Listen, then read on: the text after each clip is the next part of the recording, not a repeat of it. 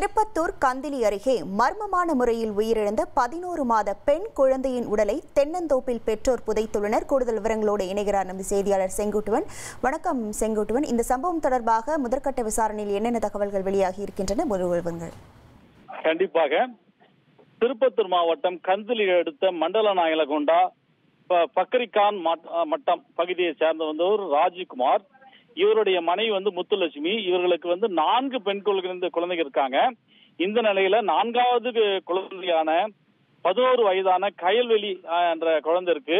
அந்த குழந்தை சில மாதங்களுக்கு முன்பாக உடல்நிலை சரியில்லாத காரணத்துக்காக மருத்துவமனையில சேர்க்கிறாங்க.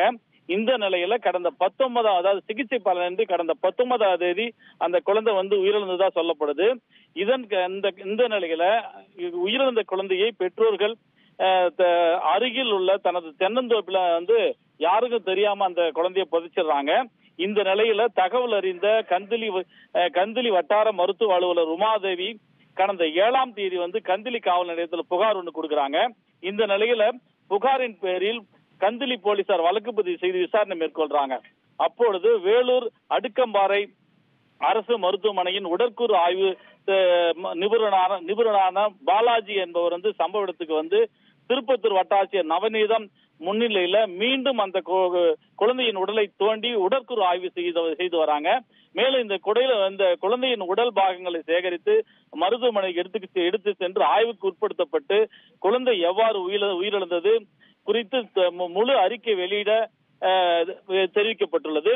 மேலும் ராஜகுமாருக்கும் 4 பெண் குழந்தைகள் என்பதன் காரணமாக குழந்தையை சாகடித்து புதைத்தாரா அல்லது உண்மையிலேயே உடல்நிலை சரியில்லாத அந்த குழந்தை உயிரிழந்ததா என்ற பல்வேறு கோணத்தில் அந்த பெற்றோர்களை காவல்துறையினும் மருத்துவத்துறையினும் விசாரணை மேற்கொண்டு வராங்க.